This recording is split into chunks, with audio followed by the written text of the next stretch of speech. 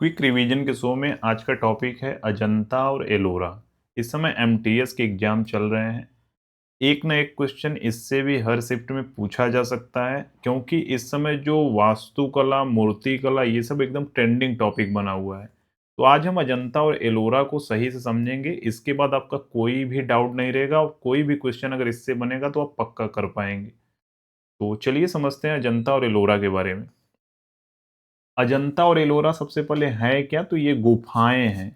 कहाँ पर स्थित है? ये पूछा जाता है कि अजंता और एलोरा गुफाएं कहाँ पर स्थित है। तो ये छत्रपति संभाजीनगर, जो पहले औरंगाबाद इसको कहते थे, तो छत्रपति संभाजीनगर अब कहते हैं, तो वहां पर स्थित है। कभी ऑप्शन में औरंगाबाद आए तो आप कंफ्यूज मत होइएगा, वही आंसर होगा। तो ये प्राचीन भारतीय वास्तुकला और कला के एक बेहतरीन उदाहरण है, इसलिए जाने जाते हैं। अजंता में क्या है? अजंता में चित्र बनाए हुए हैं, जबकि एलोरा में क्या है कि वास्तुकला और मूर्तिकला के लिए फेमस है। तो यहाँ पर वास्तुकला और मूर्तिकला के लिए फेमस है। दोनों कहाँ पर स्थित हैं? तो दोनों औरंगाबाद में ही स्थित हैं। दोनों का डिस्टेंस 100 किलोमीटर के रेंज में दोनों डिस्टेंस है, वो भी देखेंगे। यहाँ पर अगर आप देखिए, मैप में देखेंगे तो ये है अजंता की गुफा यहाँ पर, और यहाँ पर ये है एलोरा की गुफा। अब यहाँ से यहाँ की जो डिस्टेंस है वो कितनी है? तो 100 किलोमीटर का डिस्टेंस है। अब एक और गुफा है एलिफेंटा की गुफा, तो इसमें कंफ्यूज मत होइएगा। एलिफेंटा की गुफा को वो शिव के लिए प्रसिद्ध है। देखिए, जो जो साइट यूनेस्को में शामिल हो जाती है ना, तो वो एक महत्वपूर्ण साइट बन जाती है, और उसके बारे में फिर जानकारी रखना जरूरी भी हो जाता है। वो एग्जाम में बार बार पूछे भी जाते हैं। तो एलिफेंटा भी शामिल है यूनेस्को में, लेकिन हम एलिफेंटा के बारे में बाद में देखेंगे, क्योंकि कंफ्यूजन नहीं क्रिएट करना है। तो अजंता और एलोरा आप यहाँ पर मैप में ध्यान देंगे तो ये औरंगाबाद डिस्ट्रिक्ट है महाराष्ट्र का, और यहाँ पर अजंता है और यहाँ पर एलोरा है। दोनों के बीच की डिस्टेंस कितनी है? 100 किलोमीटर है। कब इसको यूनेस्को में शामिल किया गया? ये क्वेश्चन बहुत बार पूछा गया है। तो 1983 ईस्वी में इसको यूनेस्को में शामिल किया गया है। तो ये चीज याद रखिएगा, 1983। अभी देखिए, जो मैं क्लास ले रहा हूं आप एकदम ध्यान से कॉन्शियस होकर पूरा पूरा इमेज को विजुलाइज करिए, देखिए और सुनिए। एक बार क्लास खत्म होने के बाद अगर आप रिवाइज कर लेते हैं तो मैक्सिमम चांस है कि आप 60 से 70% चीजें उसी समय आपको एकदम याद हो जाएंगी। और एक दो बार और रिवीजन कर लेंगे तो पूरी चीजें हमेशा याद रहेंगी और एग्जाम में आप अच्छा परफॉर्म भी कर पाएंगे। तो अगर हम स्थान की बात करें तो स्थान हमने देखा कि अगर भारत के मैप में कहाँ पर है, तो ये महाराष्ट्र वाले रीजन में है। महाराष्ट्र में फिर कहाँ पर है? तो औरंगाबाद संभाजीनगर, जो हम इस समय कहते हैं, वहां पर है। और वहां पर भी अगर फिर अंदर स्थान कभी पूछे तो एक नदी है बाघोरा नदी। कौन सी नदी है? बाघोरा नदी। और सह्याद्री पर्वतमाला वहां पर है, तो वहीं पर स्थित है। और अगर साइज कभी पूछे ये किस आकार की दिखाई देती है, तो घोड़े के नाल की आकार की दिखाई देती है। तो एक बार आपको मैं इमेज भी दिखा देता हूँ।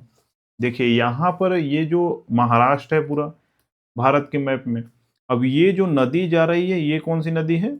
बाघोरा नदी। और ये जो आप कभी पश्चिमी घाट का नाम सुने होंगे पहाड़ी वाले रीजन में, तो ये पश्चिमी घाट को ही सह्याद्री रेंज कहते हैं। और यहाँ पर ही, यहाँ पर देखेंगे तो यहाँ पर क्या है? ये जो गुफा दिखाई दे रही है इसी को हम अजंता गुफा कहते हैं। अगर बात करें एलोरा की, तो एलोरा इधर स्थित है। एलिफेंटा कहाँ है? तो एलिफेंटा मुंबई के पास स्थित है। तो एलिफेंटा में कंफ्यूजन नहीं क्रिएट करना है। अभी हम केवल अजंता के बारे में समझेंगे। तो बाघोरा नदी के तट पर स्थित है, और घोड़े के नाल के आकार की यहाँ पर दिखाई भी दे रही है चट्टान। अब कभी कभी पूछा जाता है कि इसकी खोज किसने की? तो 1819, 18 है, 18 के बाद 19 आ रहा है। तो 1819 में ब्रिटिश अधिकारी जॉन स्मिथ ने शिकार के दौरान इसकी खोज की थी। यानी एक तरीके से देखिए, बहुत सारे आविष्कार भी अगर साइंस में देखेंगे तो अचानक ही हुए हैं। मतलब एक तरीके से एक्सपेरिमेंट करते करते कुछ नया निकल जाता है तो आविष्कार हो जाता है। उसी प्रकार ये जो ब्रिटिश अधिकारी थे क्या कर रहे थे? तो शिकार के दौरान गलती से इनको ये दिखाई दिया और बाद में जब खोजा गया तो इतना बड़ा मतलब एक तरीके से घोड़े के नाल का आकार का चट्टान दिखा और बहुत सारे वहां पर गुफाएं बनी हुई थी। तो कौन वह व्यक्ति था? तो जॉन स्मिथ थे, याद रखिएगा। 1819 में ब्रिटिश अधिकारी थे, उन्होंने ही इसको गलती से खोजा था। अगर मुख्य विशेषता की बात करें तो इसमें कुल 30 गुफाएं हैं। कितनी गुफाएं हैं? 30। पहले कितनी थी? 29। अब कितनी है? 30। तो ये 29 30 कभी ऑप्शन में 29 भी आ सकता है, 30 भी आ सकता है। इसमें बहुत अब कंफ्यूज मत होइएगा, कभी दोनों ऑप्शन नहीं आएगा। ये किस धर्म से संबंधित है? तो ये सभी गुफाएं पूरी तरीके से बौद्ध धर्म से संबंधित है। किससे संबंधित है? बौद्ध धर्म से।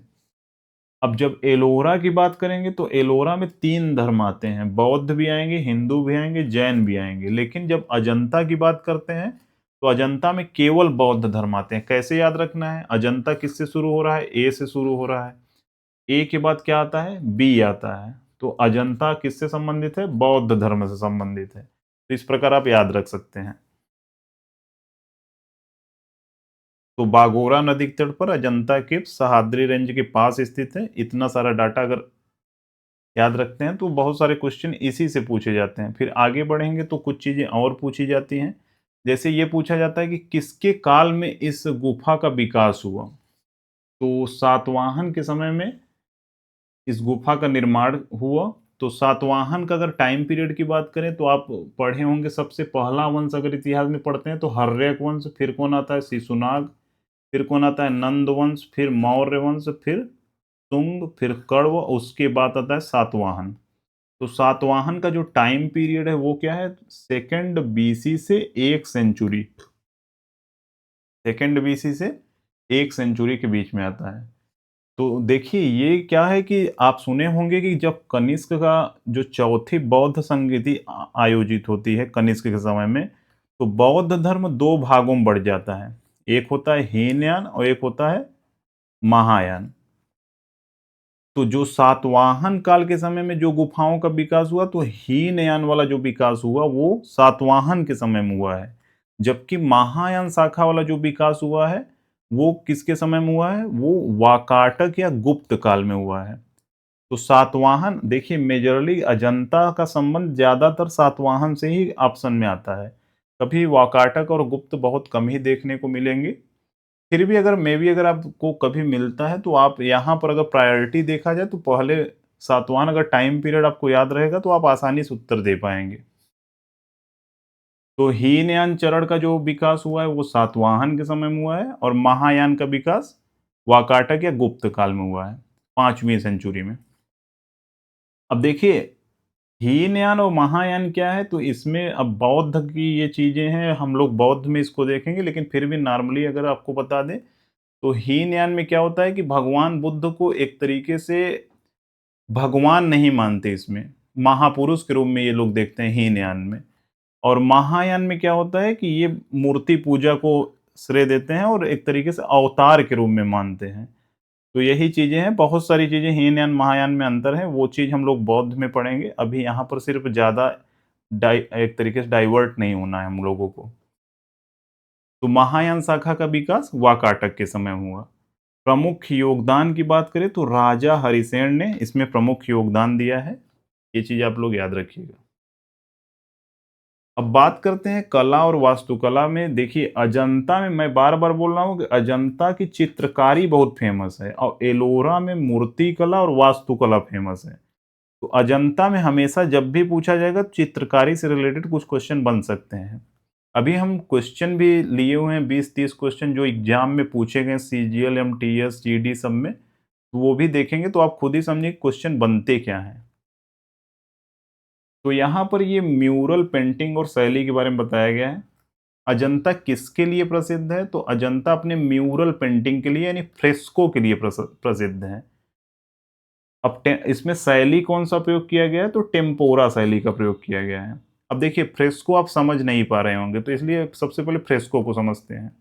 अब यहाँ पर देखिए फ्रेस्को सेस्को एक होता है, एक होता है फ्रेस्को बूनो। जब हम क्या होता है कि सूखे जैसे एक तरीके से दीवार सूखी हुई है और उस पर कोई चित्रकारी करते हैं तो उसको हम क्या कहते हैं?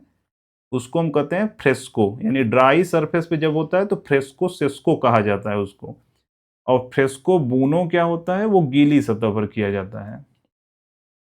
तो फ्रेस्को सेस्को, सेस्को से हमको याद रखना है सूखी जगह पर जब होगा तो क्या होगा, फ्रेस्को सेस्को होगा। तो अजंता की जो पेंटिंग है वो फ्रेस्को सेस्को है, सूखी सतह पर पेंटिंग है। इस तकनीक का उपयोग किया गया है, न कि फ्रेस्को बुनो। अगर फ्रेस्को बुनो कभी ऑप्शन दिखेगा तो वो गलत हो जाएगा, क्योंकि सूखी सतह पर पेंटिंग हुई है। एक चीज और आपको याद रखना है कि अजंता की जो पेंटिंग है उसमें नीला कलर का प्रयोग नहीं किया गया है। तो अजंता की शुरुआती पेंटिंग में नीले रंग का प्रयोग नहीं किया गया है, ये चीज याद रखिएगा। यहाँ पर देखिए ये सब पूरे कलर का प्रयोग किया गया है, लेकिन नीले रंग का प्रयोग नहीं किया गया है। तो म्यूरल पेंटिंग और शैली के बारे में आपने समझा होगा। शैली टेम्पोरा है, और अगर पेंटिंग की बात करें तो म्यूरल पेंटिंग उसी फ्रेस्को की हो, फ्रेस्को को हम क्या कहते हैं, म्यूरल पेंटिंग कहते हैं। फ्रेस्को सेस्को का मतलब होता है जो सूखे पे पेंटिंग होती है। फ्रेस्को बुनो क्या होता है, जो गीले पे पेंटिंग होती है। तो अजंता की जो पेंटिंग क्या है, वो फ्रेस्को सेस्को है। जातक कथाओं का चित्रण इसमें मिलता है। अब जातक कथा क्या है कि देखिए, जो बुद्ध के पूर्व जन्मों की कहानियां हैं वो हम जातक कथा में पढ़ते हैं, तो उसी की चित्रकारी किस पर की गई है, यहाँ जो अजंता की गुफाओं में उसी की चित्रकारी की गई है। तो इनमें जातक कथाओं का चित्रण देखने को मिलता है। आप देख रहे होंगे कि अजंता में केवल बौद्ध धर्म है, जबकि एलोरा में जब हम देखेंगे तो 3 धर्म आएंगे, उसमें बौद्ध भी आएंगे, हिंदू भी आएंगे, जैन भी आएंगे। तो अभी हम केवल किसको देख रहे हैं, अजंता को देख रहे हैं। अजंता में कौन सा धर्म है, केवल बौद्ध। कैसे याद रखना है, अभी मैंने बताया ए आ रहा है तो ए के बाद बी केवल आएगा। उसके बाद फिर क्या आता है कि अजंता में चैत्य और बिहार। अब इस बार जो सीजीएल प्री का क्वेश्चन पेपर हुआ था, उसमें क्वेश्चन इससे बहुत बने थे, अजंता और एलोरा से भर भर कर क्वेश्चन आए हुए हैं। तो एक क्वेश्चन पूछा भी गया था कि अजंता में चैत्य है या नहीं, या बिहार है या नहीं। तो चैत्य और बिहार के बारे में सभी चीजों को समझ लेते हैं एक बार। देखिए, चैत्य क्या होता है कि जहां पर प्रार्थना स्थल होता है उसको हम चैत्य कहते हैं। और बिहार क्या होता है, बिहार रहने का स्थान होता है। जैसे कभी आपने सुना होगा कि एक व्यक्ति को सबसे मूलभूत किस चीज की जरूरत होती है, आहार और बिहार। तो आहार क्या होता है, खाने के लिए होता है, और बिहार रहने के लिए। एक व्यक्ति को खाने के लिए कुछ मिल जाए और रहने के लिए मिल जाए तो मैक्सिमम वो फंडामेंटल चीज है, वो मूलभूत चीज है, वो मिलना ही चाहिए। तो बिहार को इसी प्रकार से याद रख सकते हैं कि आहार बिहार, आहार माने खाना, बिहार माने रहने का स्थान। तो बिहार क्या होता है, रहने के स्थान को हम बिहार कहते हैं। तो यहाँ पर गुफा संख्या आपको याद रखना है, कभी कभी पूछा जाता है कि किस नंबर में चैत्य है, किस नंबर में बिहार है। देखिए, टॉपिक कितना भी कॉम्प्लेक्स हो, लेकिन अगर एक दो बार आप रिवाइज कर लेते हैं और सही से ग्राफिकल वे में पढ़ लेते हैं ना, तो आपको चीजें लंबे समय तक याद रहती हैं। तो चैत्य क्या होता है, प्रार्थना स्थल। बिहार क्या होता है, रहने का स्थान होता है।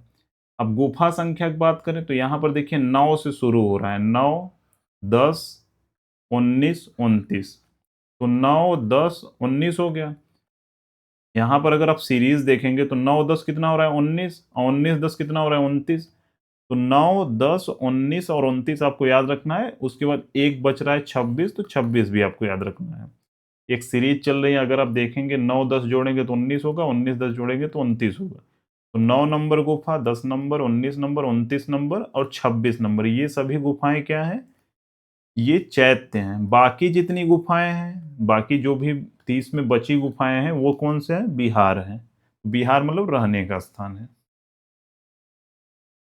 अब अजंता की कुछ और भी गुफाएं एकदम फेमस है जो जानना जरूरी है। हमने अभी चैत्य और बिहार के बारे में समझा।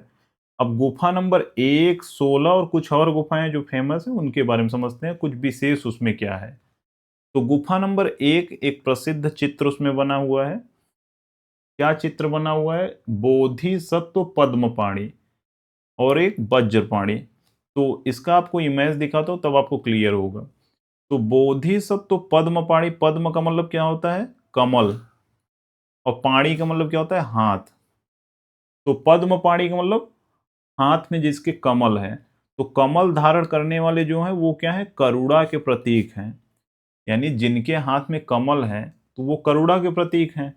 और यहाँ पर वज्रपाणि, वज्र का मतलब क्या होता है, एक तरीके से कोई हथियार होता है। और पाणी का मतलब हाथ। तो जिसके हाथ में एक तरीके से वज्र है, हथियार है, तो वो वज्र धारण करने वाले शक्ति के प्रतीक हैं। तो ये बुद्ध के दोनों चीजों को दिखाता है, एक तरीके से करुणा को भी दिखाता है और शक्ति को भी दिखाता है। यहाँ पर जैसे एक तरीके से बुद्ध की यहाँ मूर्ति बनी हुई है, तो एक तरफ क्या है, एक तरफ ये बोधिसत्व पद्मपाणि है और एक तरफ क्या है, वज्रपाणि है। ये इमेज है, एक तरीके से चित्रकारी की हुई है। तो ये चीज आपको याद रखना है। यहाँ पर वही चीज बनाया गया है। तो गुफा नंबर 1 बहुत ज्यादा प्रसिद्ध है, आपको बहुत ध्यान भी रखना होगा क्योंकि इससे क्वेश्चन बहुत बार बने हुए हैं। तो बोधिसत्व पद्मपाणि और वज्रपाणि दोनों याद रखना है, गुफा नंबर 1 में है। इमेज एक बार फिर से देख सकते हैं आप। यहाँ अगर एक लिख देंगे तो आपको याद रहेगा। तो एक के इधर भी है, इधर भी है। इधर क्या है, पद्मपाणि, इधर क्या है, वज्रपाणि। उसके बाद एक फेमस है गुफा नंबर 16। गुफा नंबर 16 ऐतिहासिक महत्व है। क्यों महत्व है इसमें? क्योंकि इसमें मरणासन राजकुमारी का चित्रकारी किया हुआ है। मरणासन राजकुमारी का निर्माण किसने किया? तो वाकाटक के मंत्री बराह देव द्वारा निर्माण किया गया। अगर आपको ये याद नहीं है तो कोई दिक्कत नहीं है।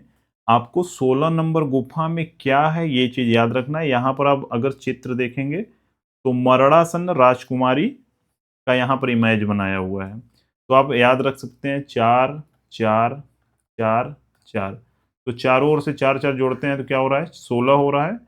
और यहाँ पर इमेज बनी हुई है, किसकी बनी हुई है? तो मरणासन राजकुमारी की इमेज बनी हुई है। तो इसी प्रकार से आपको अब इमेज में याद रहेगा, जब भी आपको 16 नंबर गुफा अजंता का दिखाई देगा तो आपको याद आएगा कि वहां पर कोई राजकुमारी की चित्र बनी हुई थी। उसके बाद एक गुफा है, गुफा नंबर 26 यानी 26। तो 26 नंबर में क्या है? 26 नंबर में बुद्ध की महापरिनिर्वाण मुद्रा में विशाल मूर्ति यानी लेटे हुए बुद्ध की मूर्ति यहाँ पर दर्शाई गई। यहाँ पर आप देख रहे होंगे।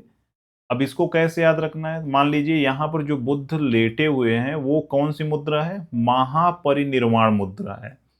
तो 26 को याद रखिए कि 6 फुट 2 इंच की मूर्ति है। कितनी है? 6 फुट 2 इंच की मूर्ति है। तो इसी प्रकार से याद रख सकते हैं, 2 6 से 26 याद रख सकते हैं कि 26 में क्या है कि लेटे हुए बुद्ध की प्रतिमा 26 नंबर गुफा में है। उसके बाद गुफा नंबर 9 और 10।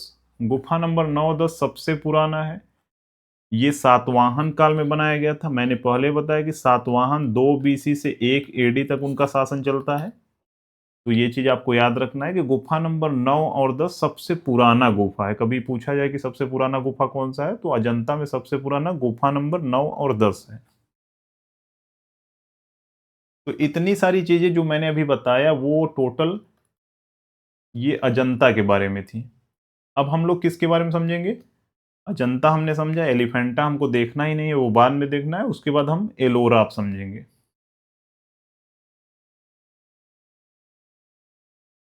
तो आपके सामने एलोरा के बारे में अब सारी चीजें आएंगी। देखिए कंफ्यूजन बिल्कुल भी नहीं है। अगर आप ध्यान से देख रहे हैं तो एक एक चीज आपको ध्यान से याद रहेगा। जब आपके सामने ऑप्शन आएगा तब आपको चीजें याद आएंगी। तो यहाँ मैंने बताया था कि मैप में एक बागोरा नदी के तट पर अजंता था। तो यहाँ से नदी जा रही थी तो बागोरा नदी के तट पर अजंता था। उसके बाद अजंता से यहाँ पर अगर मैप में कभी ये पूछा जाए कि अजंता के किस तरफ है, तो अगर हम यहाँ से वो अगर हम डायरेक्शन देखें तो ये डायरेक्शन कौन सा आएगा? ये साउथ ईस्ट आएगा। तो अजंता के साउथ ईस्ट में एलोरा, एकदम ये औरंगाबाद के बॉर्डर पर स्थित है। वो चीज याद रखिएगा। यानी औरंगाबाद जो डिस्ट्रिक्ट है एकदम लास्ट में उसको उसी मतलब लास्ट में स्थित है। ये चीज याद रखिएगा। तो कहाँ पर एक पहाड़ी वहां पर है, तो चरणंद्री एक पहाड़ी है, वो चीज आपको याद रखना है। कभी नॉर्मली पूछा नहीं गया है तो पहाड़ी का नाम थोड़ा टफ भी है, नहीं याद होता तो कोई दिक्कत नहीं है। ये चीज ग्राफ में जो मैप में ये दिखाया गया है, ये चीज आपको याद रखें। कभी अगर क्वेश्चन स्टेटमेंट बेस्ड बनेगा ना तो यही इसी प्रकार क्वेश्चन बनेगा। अब विशेषता की अगर बात करें तो ये अपनी मूर्ति कला और एकाश्म मंदिरों के लिए प्रसिद्ध है। अब एकाश्म मंदिर या मोनोलिथिक टेम्पल क्या होते हैं? जैसे समझिए पूरा पूरा एक चट्टान बना हुआ है। अब उसको छीनी हथौड़ी से काट काट कर उसमें डिजाइन बनाकर पूरे चट्टान को काट कर एक मंदिर बना दिया गया। तो उसी को हम लोग क्या कहते हैं, मोनोलिथिक टेम्पल कहते हैं, यानी एकाश मंदिर उसको कहते हैं। तो अजंता किसके लिए प्रसिद्ध है, मैं बार बार इसलिए रिवाइज कर रहा हूं ताकि आप कंफ्यूज मत होइए। अजंता चित्रकारी के लिए प्रसिद्ध है सातवाहन के समय में, जबकि एलोरा किसके लिए प्रसिद्ध है, एलोरा मूर्तिकला और विशालकाय मोनोलिथिक चट्टान के लिए प्रसिद्ध है, मोनोलिथिक टेम्पल के लिए प्रसिद्ध है। एलोरा में कितनी गुफाएं हैं, तो एलोरा में 34 गुफाएं हैं, ये चीज आपको याद रखना है। तो टोटल 34 गुफाएं जो पर्यटकों के लिए खुली भी हैं। वास्तव में 100 से अधिक गुफाएं, ये चीज बिल्कुल भी बहुत मतलब नहीं करता। ओवरऑल कभी भी एलोरा का बात होता है तो वहां 34 गुफाओं का ही काउंटिंग किया जाता है और 34 गुफाओं के बारे में ही पढ़ा जाता है। हमने अजंता में कितना देखा था, 30। तो यहाँ पर 34 गुफाओं के बारे में हम लोग समझेंगे। हमने पहले ही बताया कि अजंता में केवल बौद्ध है, ए के बाद बी आता है तो केवल बौद्ध है। एलोरा का ई से शुरू होता है तो ई में नहीं आएगा बौद्ध, ई में तीनों आएगा। तो बौद्ध भी आएंगे इसमें, जैन हिंदू भी आएंगे और जैन भी आएंगे। अब बौद्ध कहाँ से कहाँ तक चलेगा, तो 1 से 12 नंबर गुफा तक बौद्ध चलेगा, 13 से 29 तक हिंदू गुफा होंगे। हिंदू गुफा का मतलब क्या है कि उसमें जो भी वहां पर मूर्ति बनाई गई होगी या कोई वास्तुकला कुछ भी होगा तो वहां हिंदू रिलेटेड होगा। फिर जैन 30 से 34। टाइम पीरियड क्या है, तो 6वीं से 8वीं, ये मतलब क्रमिक विकास हुआ है। अगर टाइम पीरियड आपको नहीं याद रखना, एक याद रखिए बस कि 6वीं से 11वीं सदी तक पूरा विकास इसका हुआ है। यानी अजंता की गुफाएं प्राचीन हैं, एलोरा की गुफाएं बाद में बनी हुई हैं, क्योंकि यहाँ पर एडी है, वहां पर क्या था, बीसी से एडी ये हुआ था, सेकेंड बीसी से फर्स्ट एडी तक। तो यहाँ पर आपको बौद्ध 1 से 12 इसको आपको याद रखना बहुत ज्यादा जरूरी है। एक चीज इसमें देखिए, कभी कंफ्यूज मत होइएगा, बी मतलब बौद्ध हो गया, यच मतलब हिंदू हो गया और जे मतलब जैन। तो आपको ये चीज तो याद रहेगा कि बौद्ध है, हिंदू है, जैन है, लेकिन आपको हो सकता है इसमें कंफ्यूजन हो जाए पहला कौन सा होगा या दूसरा कौन सा होगा। तो आप यहां पर देखेंगे बी पहले आता है, फिर यच आता है, उसके बाद जे आता है। तो अल्फाबेटिकल आर्डर में ये चीजें हैं, तो इससे आप कंफ्यूज नहीं होंगे। बी के बाद यच आएगा, यच के बाद जे आएगा। तो 1 से 12 तक क्या है, बौद्ध है, और 30 से 34 तक क्या है, जैन है। तो जैन की टोटल 5 गुफाएं हैं, इसकी को 17 गुफाएं हैं और इसकी 12 गुफाएं हैं। तो 17 5 22 12 34 गुफाएं। तो 13 से 29 यहाँ पर देखेंगे, 13 भी क्या है, एक तरीके से अभाज्य है, 29 भी अभाज्य है। तो हिंदू वाला जो गुफा है वो अभाज्य संख्या में, ये चीज आपको याद रखना है। तो 1 से 12 तक बौद्ध, 13 से 29 तक हिंदू और जैन 30 से 34। यह धार्मिक सद्भाव का प्रतीक है, क्योंकि यहाँ पर तीनों धर्मों की गुफाएं हैं। यानी एलोरा क्या है, इसमें तीनों धर्मों को दिखाया गया है, तो यहाँ पर कहीं ना कहीं वो कट्टरता वाला भाव नहीं है, यानी एक तरीके से तीनों धर्मों के प्रति सद्भावना का भाव इसमें दिखाया जा रहा है। अगर हम निर्माण काल की बात करें तो निर्माण काल, अभी मैंने बताया कि 6वीं से 11वीं सदी तक पूरा विकास इसका होता है। अजंता पुराना है, एलोरा नया है तुलनात्मक रूप से। तो 6ठी शताब्दी से 11वीं शताब्दी के बीच में विकास होता है, लगभग 500 वर्षों का कालक्रम में इसका निर्माण होता है। संरक्षक की बात करें तो सबसे ज्यादा इसमें जो फेमस राजवंश ने काम किया है वो राष्ट्रकूट हैं। तो आपको राष्ट्रकूट का नाम सबसे ज्यादा याद रखना है, बाकी तीनों भूल भी जाएं तो कोई दिक्कत नहीं है। बाकी चालुक्य भी हैं, यादव वंश हैं, कलचुरी भी हैं। तो ये मध्य भारत, जब आप मैप में देखेंगे तो मध्य भारत के ये जो शासक हैं यहीं पर इन्होंने पूरा काम करवाया है। तो ज्यादातर राष्ट्रकूट है, ये चीज याद रखना है। एलोरा में राष्ट्रकूट से संबंधित है, जबकि अजंता में सातवाहना से संबंधित है। अगर देखिए हिस्ट्री में टाइम पीरियड जो होता है, अगर वो याद रहता है ना, मैक्सिमम चीजें आप आसानी से आंसर मार्क कर सकते हैं, ऑप्शन जब सामने होता है तो इन राजवंशों ने संरक्षण में विभिन्न धर्मों की गुफाओं का निर्माण किया, वो चीज आपके सामने है। अब इसमें भी देखिए कुछ गुफाएं एकदम फेमस हैं, लगभग 4-5, तो उसको आपको याद रखना जरूरी है। तो वो भी मैं आपको याद करा देता हूँ। देखिए, अभी आपको लगेगा कि पूरी चीज़ें कहाँ मुझे याद हो रही हैं, नहीं याद है। अभी क्वेश्चन जब आपके सामने आएगा ना, तब आप डिसाइड करिएगा कि आपको चीज़ें याद हैं कि नहीं। तो गुफा नंबर 10 क्या है? गुफा नंबर 10 में विश्वकर्मा गुफा है। अब देखिए, एक तरीके से आपको कैसे याद रखना है कि 10 गुफा नंबर 10 में विश्वकर्मा है। तो विश्वकर्मा जो एक तरीके की बढ़ई वाला काम करते हैं, उनको विश्वकर्मा कहते हैं, जो लोहा वाला काम करते हैं। तो 10 हथौड़ी मारकर एक तरीके से इसको मंदिर को बनाया गया है। तो इसी प्रकार से आप याद रख सकते हैं कि 10 हथौड़ी, 10 हथौड़ी अगर आपको याद रहेगा तो 10 नंबर में क्या है? विश्वकर्मा गुफा है। तो इसी प्रकार से आप याद रख सकते हैं। तो इसे बढ़ई का गुफा भी कहा जाता है, यानी कारपेंटर केव कहा जाता है, या विश्वकर्मा गुफा कहें, दोनों एक ही है, कोई दिक्कत नहीं है कहने में। बाकी अगर हम यहाँ पर अभी देखिए, ये एक बौद्ध चैत्य है। चैत्य का मतलब क्या होता है? जहाँ पूजा स्थल। अब विहार का मतलब जहाँ पर बौद्ध भिक्षु रहते हैं उसको विहार कहते हैं, जहाँ पर पूजा प्रार्थना करते हैं उसको हम चैत्य कहते हैं। तो ये जो 10 नंबर गुफा है वो क्या है? चैत्य स्थल है। यहाँ पर आपको दिखाई दे रहा है, यहाँ पर एक यहाँ पर मूर्ति लगी हुई है, तो मूर्ति है तो कहीं ना कहीं यहाँ पर पूजा स्थल है ये। तो इसी प्रकार से आपको याद रखना है। उसके बाद 10 के बाद आता है 15 नंबर गुफा। 15 नंबर गुफा दशावतार गुफा है। अब दशावतार गुफा, इसमें 10 अवतारों की बात हुई है। तो इसमें भगवान विष्णु के 10 अवतार दिखाए गए हैं, ये चीज आपको याद रखना है। संरक्षक की अगर बात करें तो इसमें राष्ट्रकूट राजा दंती दुर्ग ने इसका निर्माण करवाया है, इसका संरक्षण किया है। देखिए, ये कालक्रम बहुत लंबा चल रहा है। 500 साल में कोई ना कोई आ रहा है, उसमें कुछ ना कुछ रिफॉर्म करा रहा है, संरक्षण कर रहा है। तो एक चीज, जब सबसे ज्यादा अगर फेमस कोई राजवंश ने इसमें काम किया है तो वो राष्ट्रकूट ही है, एलोरा में काम करने वाले। तो एलोरा में देखिए पीछे क्या रहा है? रा आ रहा है, और रा से क्या होता है?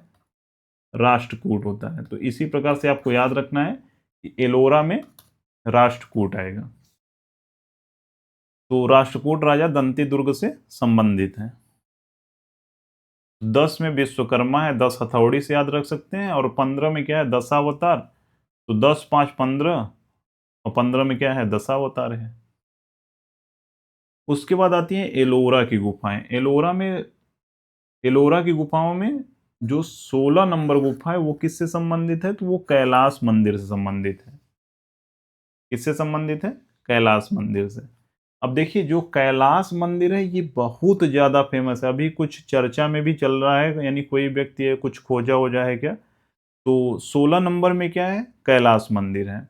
यह दुनिया का सबसे बड़ा मोनोलिथिक ढांचा है, यानी एक तरीके से चट्टान को काट कर अभी तक पूरी दुनिया में बनाई गई सबसे फेमस संरचना यही है।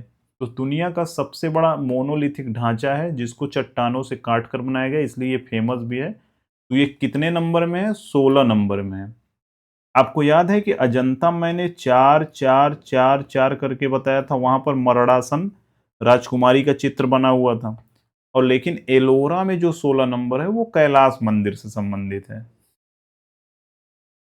तो कभी ये पूछे कि मोनोलिथ चट्टान कैसे बनाया जाता है, तो हमेशा याद रखिएगा ये ऊपर से नीचे यानी टॉप टू बॉटम काट कर बनाया जाता है।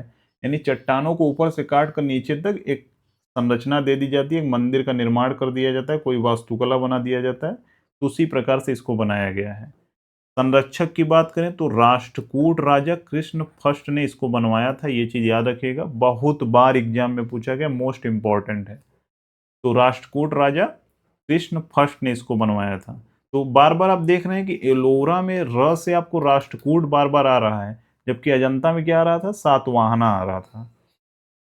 प्रसिद्ध अगर दृश्य की बात करें तो इसमें रावण के द्वारा जो कैलाश पर्वत को हिलाने का दृश्य बहुत ज्यादा फेमस है। तो ये चीज आपको याद रखना है। बढ़ते हैं आगे। अब बात आती है 29। हमने क्या देखा? 10 देखा। 10 में क्या था? विश्वकर्मा था। 15 में क्या था? दशावतार था। उसके बाद 16 में क्या था? कैलाश मंदिर था। और 16 के बाद फिर हमको क्या देखना है? 29 देखना है। तो 29 में क्या है? घूमर लेण। घूमर लेण क्या है? या इसको हम धूमर लेना भी कर सकते हैं। ये इसको दूसरा नाम भी दिया गया, इसको हम सीता की नहानी या सीताज बात कहते हैं। यहाँ पर जहाँ पर सीता नहाती थी, ऐसा नाम दिया गया है। ये क्यों फेमस है? तो मैंने पहले बताया कि यहाँ पर एक गुफा था एलिफेंटा मुंबई के पास, तो एलिफेंटा से मिलती जुलती ये आकृति 29 नंबर गुफा में है, इसीलिए ये फेमस भी है। तो हमको एलिफेंटा के बारे में तो अभी पढ़ना नहीं है, हमको तो केवल एलोरा और अजंता के बारे में पढ़ना है। अजंता हमने पढ़ा, एलोरा हम पढ़ रहे हैं।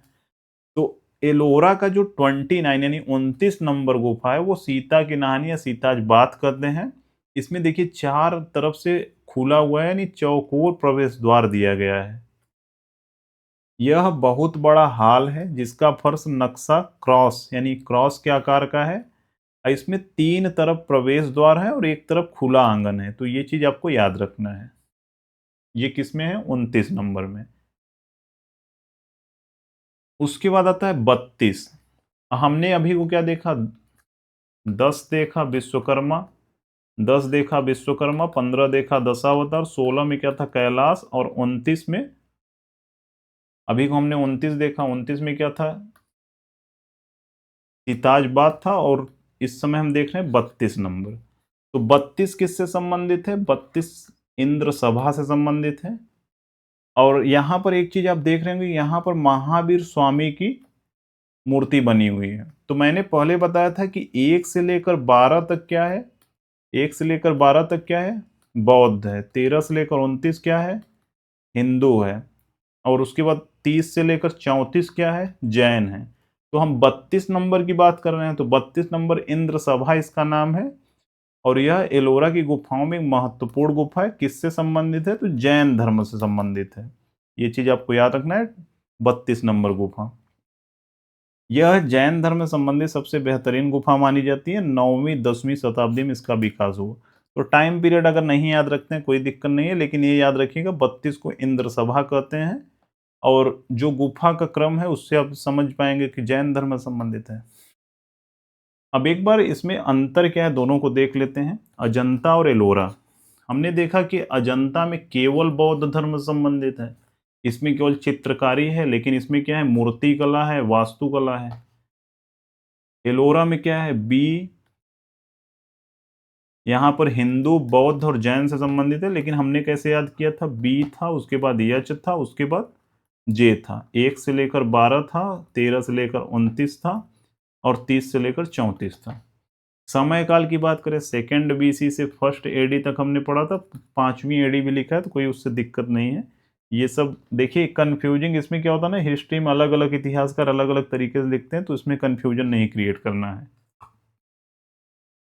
एलोरा क्या है? 6ठी से 11वीं एडी में है। चित्रकारी की बात करें तो इसमें चित्रकारी के लिए ही फेमस है जनता। ये मूर्ति कला और वास्तुकला के लिए फेमस है। ये खड़ी ढलान वाली घाटी में स्थित है, और ये ढलान वाली पहाड़ियों पर स्थित है। ये मैंने बताया था कि अजंता कैसा दिखता है, आपको याद होगा, ये घोड़े के नाल के जैसा दिखता है। इसमें सबसे ज्यादा संरक्षक कौन किया है? तो सातवाहन, और इसमें राष्ट्रकूट। अब कुछ एक दो पॉइंट और है जो आपको याद रखना चाहिए। जैसे आप 20 का नोट कभी ध्यान से देखे होंगे, तो उसमें किसका पीछे जो छपा होता है वो क्या होता है? एलोरा का ही गुफा वहां पर छपा होता है। तो एलोरा में कितने गुफा है? 34। तो 20 के नोट में क्या छपा होता है? एलोरा का गुफा छपा होता है। यात्री विवरण की बात करें तो चीनी यात्री वेनसोंग और हायान ने इन गुफाओं का अपने जो भी यात्रा वृत्तांत उन्होंने लिखा उसमें उल्लेख किया हुआ है। लेकिन अब क्या ये लोग वहां पर विजिट किए थे? तो विजिट नहीं किए हुए थे। उनके समय में ये प्रचलित था, तो उन्होंने वो एक तरीके से यात्रा में विवरण लिखा हुआ है कि हाँ अजंता और एलोरा कुछ ऐसी गुफाएं हैं। तो वेनसोंग ने अजंता का सटीक वर्णन किया था, ये चीज याद रखना है, हालांकि उन्होंने देखा नहीं था। तो वेनसोंग ने किसका वर्णन किया था? अजंता का। हमने फ्रेस्कोसिस को देखा, सूखी तकनीक, यानी सूखे पे जब हम कोई भी पेंटिंग बनाते हैं तो उसको फ्रेस्कोसिस को कहते हैं। और फ्रेस्को बुनो क्या होता है? गीले पे जब बनाते हैं। नीले कलर का उपयोग नहीं किया गया, पहले ही पढ़ चुके हैं। अब आपके सामने क्वेश्चन है, अब देखिए और आंसर मार्क करिए। देखिए एक भी क्वेश्चन बाहर होगा, अब मैक्सिमम चीजें आपको याद भी आएंगी। अजंता और एलोरा की गुफाएं भारत में किस राज्य में स्थित हैं? तो मैंने बताया था कि यहाँ पर स्थित है, महाराष्ट्र के संभाजी नगर या औरंगाबाद वाले में स्थित है। अजंता और एलोरा की गुफाओं को यूनेस्को में कब शामिल किया गया? तो 1983 में हमने बताया था। चीनी यात्री वेन सॉन्ग ने अपने विवरण में किन गुफाओं का उल्लेख किया है? तो अजंता की गुफाओं का उल्लेख किया है। एलोरा की गुफाओं में कुल कितनी गुफाएं हैं? 30 हैं, जबकि अजंता में कितनी है? हाँ, एलोरा में तो 34 है और अजंता में कितनी है? 30 है। एलोरा का प्रसिद्ध कैलाश मंदिर गुफा नंबर 16 किसने बनवाया था? तो मैंने बताया था कि आपको जब भी एलोरा है तो आपको र से राष्ट्रकूट याद रखना है। तो राष्ट्रकूट राजा कृष्ण फर्स्ट ने इसको बनवाया था। एलोरा की गुफाएं किन 3 धर्मों के संगम से संबंधित है? तो मैंने बताया था बौद्ध, बौद्ध के बाद हिंदू, हिंदू के बाद जैन, 1 से 12, 13 से 29 और 30 से 34। बौद्ध, हिंदू और जैन। किन भारतीय मुद्रा के पीछे एलोरा की गुफाओं का चित्र अंकित होता है? मैंने अभी बताया 20 रुपए के नोट में था वो चीज। एलोरा की किस गुफा को विश्वकर्मा कहते हैं? मैंने बताया था 10 हथौड़ी मारकर चैत्य का निर्माण किया गया है, तो गुफा नंबर 10 था वो। अजंता की गुफाएं, अजंता की गुफाएं मुख्य रूप से किस धर्म से संबंधित है? तो अजंता ए के बाद बी आता है केवल, तो बौद्ध से संबंधित है। पद्मपाणि और वज्रपाणि बोधिसत्व के प्रसिद्ध चित्र कहाँ पाए गए हैं? मैंने बताया था गुफा नंबर 1 में। इधर क्या था? पद्मपाणि, और इधर क्या था? वज्रपाणि। पद्म का मतलब कमल होता है, जिसके हाथ में कमल है कोमलता का प्रतीक है, वज्र है तो वो शक्ति का प्रतीक है। तो अजंता की गुफा नंबर 1 में था वो। अजंता की पेंटिंग में किस तकनीक का प्रयोग किया गया है? तो फ्रेस्को सेस्को का तकनीक का प्रयोग किया गया है। सब क्वेश्चन पूछे गए हैं। तो अजंता की गुफाएं किस नदी के किनारे स्थित हैं? तो मैंने बताया था भगोरा नदी के तट पर स्थित है। यहाँ से बह रही है, यहाँ पर अजंता था, यहाँ पर एलिफेंटा था, यहाँ पर एलोरा था, और यहाँ पर ये क्या है? सह्याद्री रेंज था। अब एक क्वेश्चन आपके सामने है, अगर आपने पूरा सही से पढ़ा होगा तो इस क्वेश्चन का आंसर है तो एकदम पीसीएस का क्वेश्चन, लेकिन अगर आपने पढ़ा होगा तो आप फटाफट आंसर मार्क कर पाएंगे। तो इसका कमेंट करिएगा आंसर। अगर आपको इसका आंसर अगर सही से क्लास देखेंगे तो निश्चित आप आंसर जरूर कमेंट करेंगे। तो मिलते हैं नेक्स्ट वीडियो में। Thank you, thanks for watching. एक बार रिवाइज जरूर करिएगा, इसका पीडीएफ आपको टेलीग्राम पे मिल जाएगा, जाकर वहां से रिवीजन कर लीजिएगा।